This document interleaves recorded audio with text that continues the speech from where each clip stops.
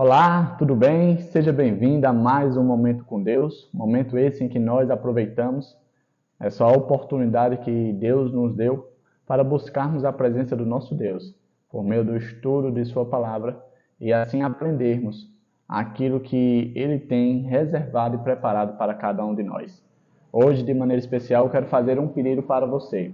Eu quero que você não somente se inscreva, deixe o gostei, mas que você ore por esse canal, para que ele venha de fato a cumprir o seu propósito, que é alcançar mais e mais pessoas, fazer que não somente eu, mas que outras pessoas também tenham um momento com Deus, tá certo?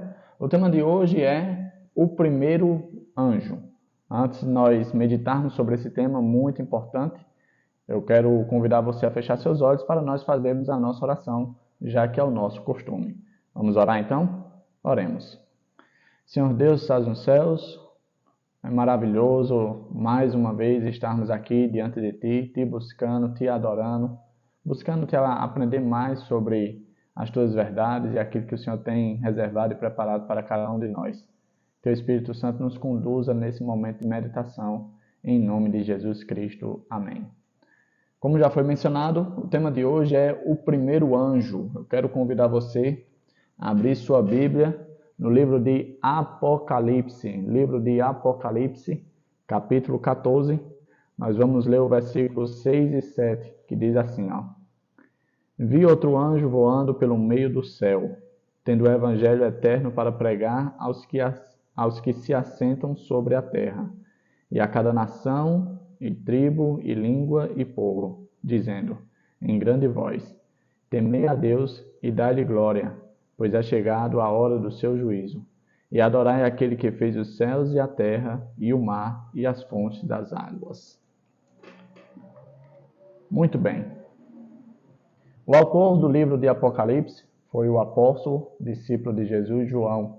Ele estava ali na ilha de Patmos, cumprindo ali uma pena, estava preso, e ali ele recebeu algumas visões essas que se referem ao tempo do fim, a coisas que estão para acontecer no tempo do fim da história desse mundo.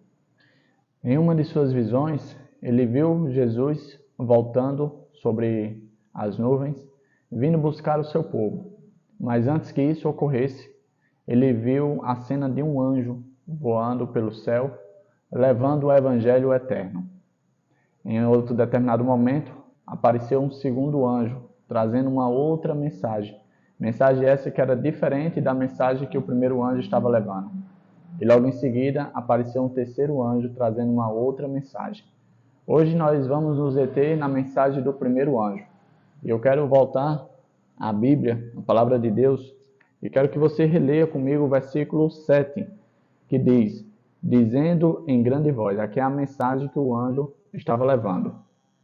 Temei a Deus e dá-lhe glória, pois é chegado a hora do seu juízo, e adorai aquele que fez os céus e a terra e o mar e as fontes das águas. Nós não vamos poder nos aprofundar muito, mas eu vou, de certa forma, apresentar o que significa esse texto. Primeiro, a gente precisa entender quem são os sujeitos dessa mensagem, né? Os responsáveis. A gente vê aí que tem um anjo que está voando no céu. A gente não pode interpretar o livro de Apocalipse de maneira literal. O livro de Apocalipse ele foi escrito de maneira utilizando símbolos, né? Havia um propósito por essa utilização de símbolos, né? E aí a gente precisa utilizar a Bíblia para poder decifrar esses símbolos. O primeiro símbolo é o anjo, né?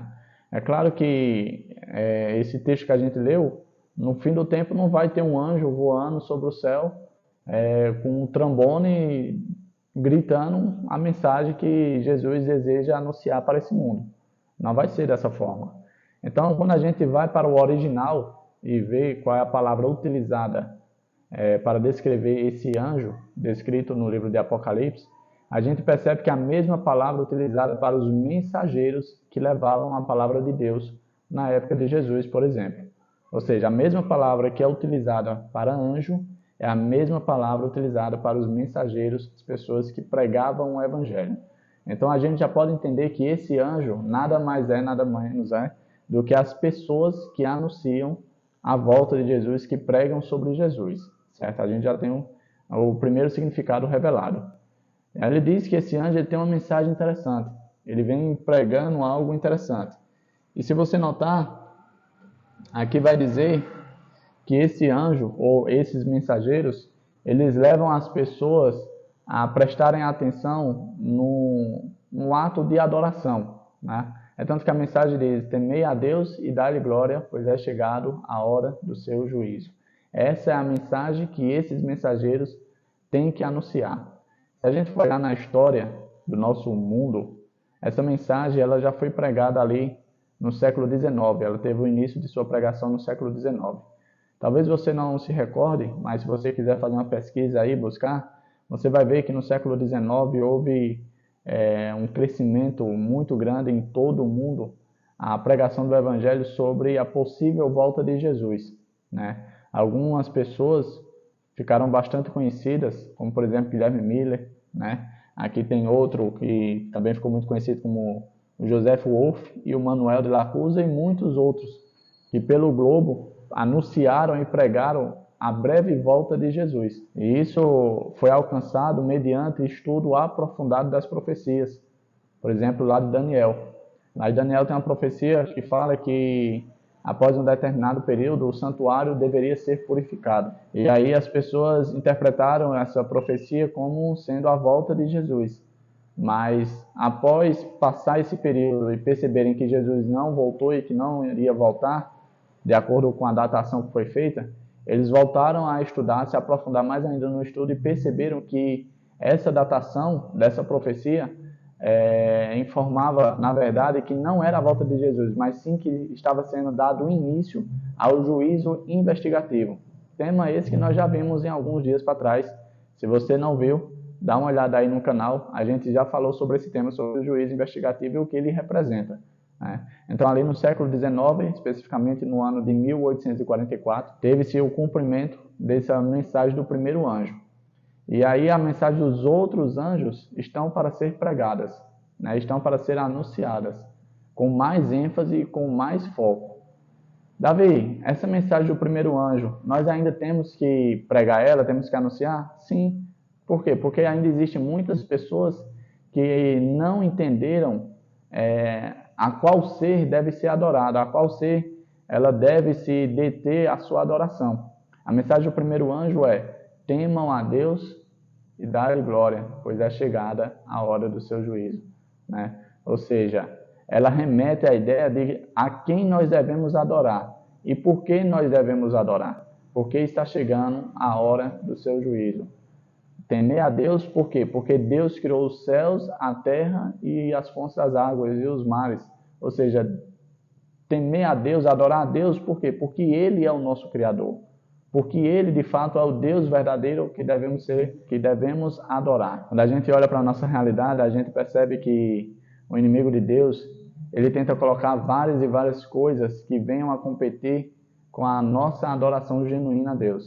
Se você prestar atenção, você provavelmente deve ter muita dificuldade de ter um momento com Deus, de assistir todo o vídeo com um cunho religioso, né? Sempre aparece alguma coisa que vem atrapalhar, sempre aparece alguém chamando alguma coisa para fazer, ou seja, sempre tem alguma coisa atrapalhando o seu momento com Deus.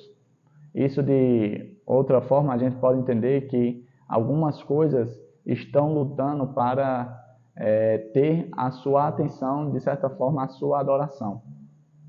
E a mensagem de hoje nos remete que nós temos que adorar somente a Deus. Quem é esse Deus? O Deus que fez os céus, a terra e o mar. Isso se remetendo ao Deus da criação. O Deus que foi responsável pela criação de todas as coisas. E quando a gente olha ali para o Decálogo, né, um fato interessante, porque nós devemos guardar o sábado, por exemplo, talvez você deva pensar, não, mas o sábado é para os judeus, o sábado foi para o povo do Antigo Testamento, não precisa mais guardar o sábado.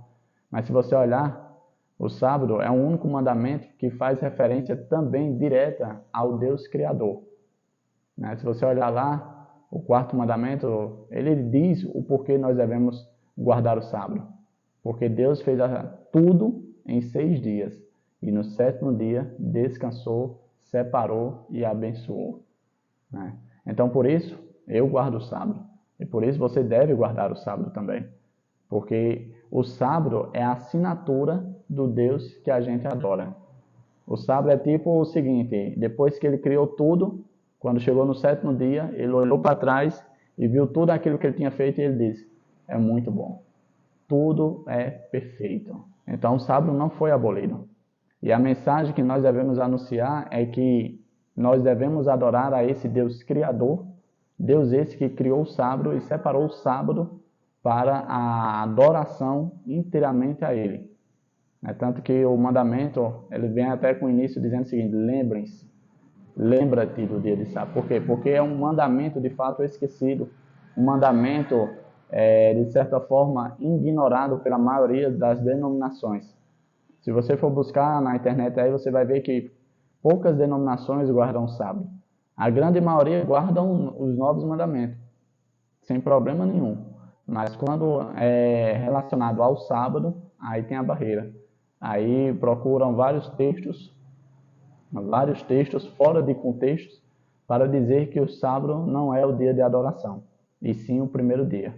Porém, se a gente for olhar na Bíblia, a gente não vai encontrar nenhuma ordem, nenhuma alusão dizendo que nós devemos adorar ou guardar o primeiro dia da semana, ou o dia de domingo, ou o dia da ressurreição de Cristo. Não existe nenhum verso que fala a respeito disso. Então, a mensagem que nós devemos anunciar para esses últimos dias da história desse mundo é: existe um Deus Criador que tem um dia de adoração, que tem um dia separado, e que esse dia deve ser observado, pois muito em breve o juízo de Deus virá. Nós chegamos a mais um fim de nosso momento com Deus. Você possa se debruçar mais nesse livro, que tem muito a nos ensinar. A palavra de Deus tem profecias fantásticas que requer um estudo minucioso da palavra de Deus para serem interpretadas da maneira correta. E antes disso, que deve ser buscado por meio da presença do Espírito de Deus. Então, a mensagem do primeiro anjo, ela teve o seu início de pregação no século XIX e está sendo pregada até os dias atuais.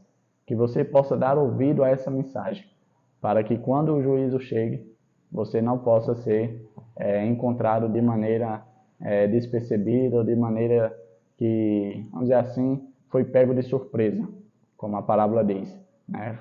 Como um ladrão que invade a sua casa e você ali é surpreendido. Então, que você não possa ser pego dessa forma, mas que você tenha dado atenção à mensagem de Deus e assim tenha buscado adorar de maneira genuína e sincera, tá bom? Quero convidar você a fechar seus olhos para nós fazermos a nossa oração de encerramento e logo em seguida irmos para as nossas atividades, tá bom? Vamos orar então? Oremos. Senhor Deus, estás nos céus.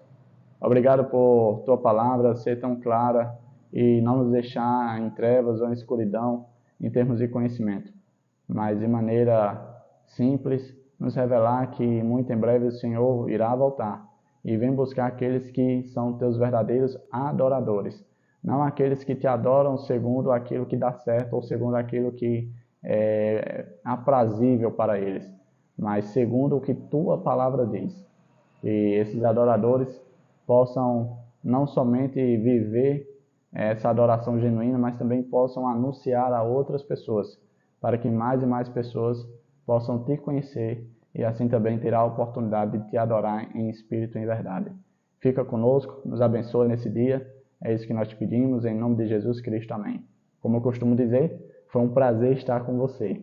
Papai do céu possa te abençoar nesse dia, que você possa ter um dia na presença de Deus e o buscando em vários outros momentos, porque quanto mais momentos com Deus você tiver, mais bênção você irá receber.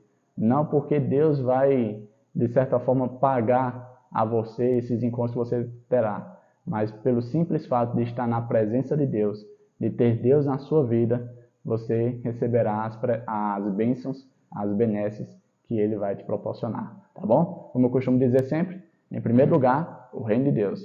As outras coisas virão consequentemente, tá certo? O último recado, não se esquece. Amanhã nós estamos aqui novamente para mais um momento com Deus, para mais uma meditação da palavra de Deus. Nosso encontro está marcado. Você não se atrase e não troque por nada, tá certo? Tchau, tchau. Até a próxima.